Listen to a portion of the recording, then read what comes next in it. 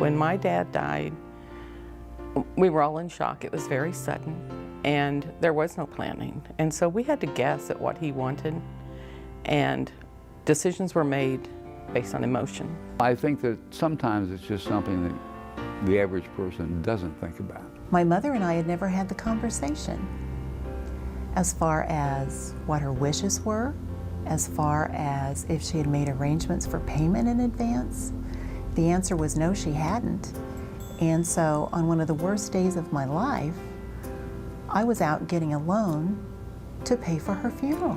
When you're under stress like that, there's almost no such thing as a small deal, and small things become big.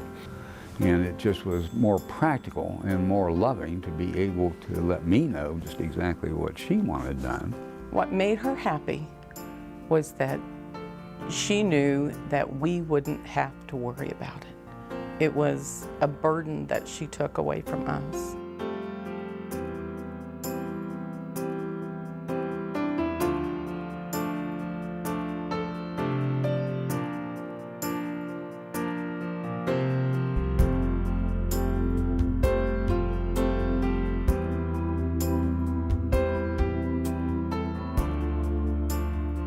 And you know, a death in the family can certainly bring out the best in people. It could bring out the worst, and it can do both on the same day. If there are any issues between family members, death and dying does not bring out the best dynamics. It's so easy for brothers and sisters, for instance, to feel that mom or dad would certainly not have wanted something or would have definitely wanted something.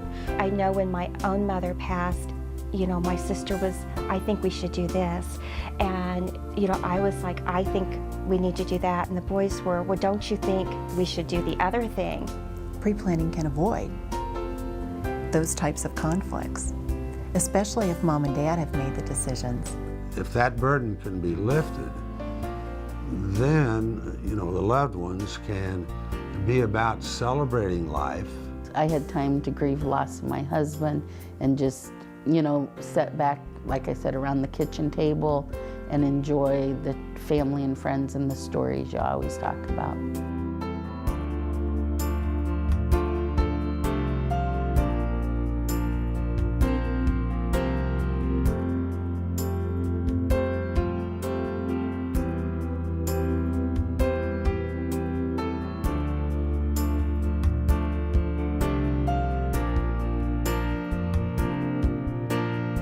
I feel as if everyone would want to be remembered a certain way, and it's very difficult to even think about how you want to be remembered. But if we ask them, how would you like to be remembered? What do you want to tell your children? What would you want them to know about how much you love them, about how much they touched your life and how much they filled your life full of joy every single day? We were able to have a more open discussion about what they're really feeling and what they really want.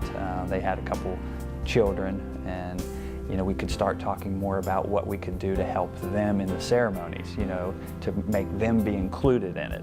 We have people come in all the time who say, oh, we had the best time pre-arranging our funeral. It was so much fun. We really enjoyed it, and we're really glad that we took care of it. Personally, I felt it was such an easy experience for myself, and actually it was a happy experience for me. There's a lot of laughter, there's stories being shared, there's just a whole different mindset. They're more free because they're not dealing with that loss right up front. And even if there was crying and sorrow because of what they were doing and how they were going about things and pre-planning, even though they were pre-planning a funeral, it was a very healthy kind of emotional conversation. There was no rush, there was no pressure. She explained everything.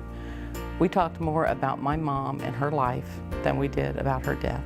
And my mother was so happy to have done that.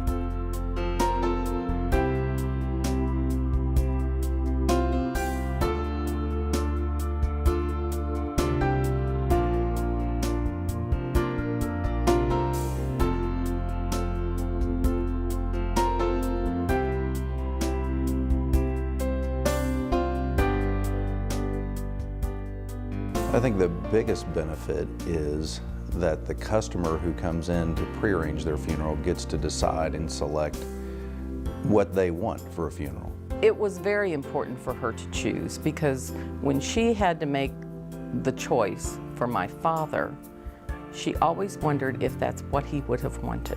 When we get to the end of our life, we must want to tie our all the little loose pieces together too, and I think it's comforting to people to know that they've taken care of that. And to me, that's always a joyful thing. And so we wanted to make sure there were certain hymns and music that we really liked that also would make other people leave feeling the joy.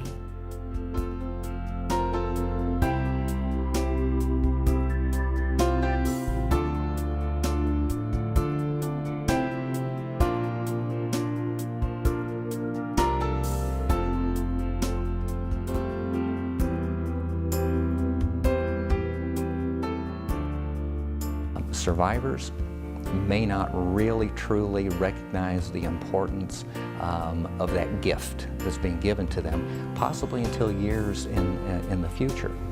The most unselfish gift that someone can give to their family is to plan in advance. It's a gift of pure love. It's a gift of considerate behavior. It's a considerate gift forever to hold and to hold dear. To know that Mom and Dad took care of everything in the way that they would want to see it be handled. Mother gave us a great gift by, planning hers, paying for it. Not that we wouldn't have been happy to pay for it, but we didn't have to. So it really was a gift she gave us. Probably the last best gift you can give your children is a prearranged funeral.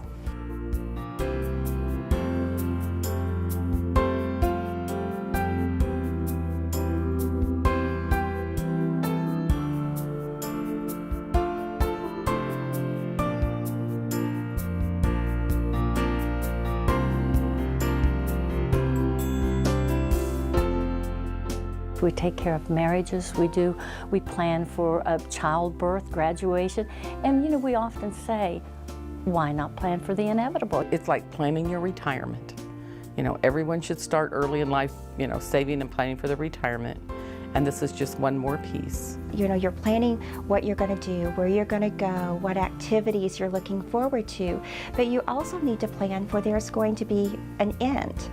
And you want to make that as easy for your family and your spouse as possible. I think people just are realizing more and more the value of getting things done in advance like this, just as they do their wills, their power of attorney papers, their living wills and all this. Get everything in place, they get this in place also.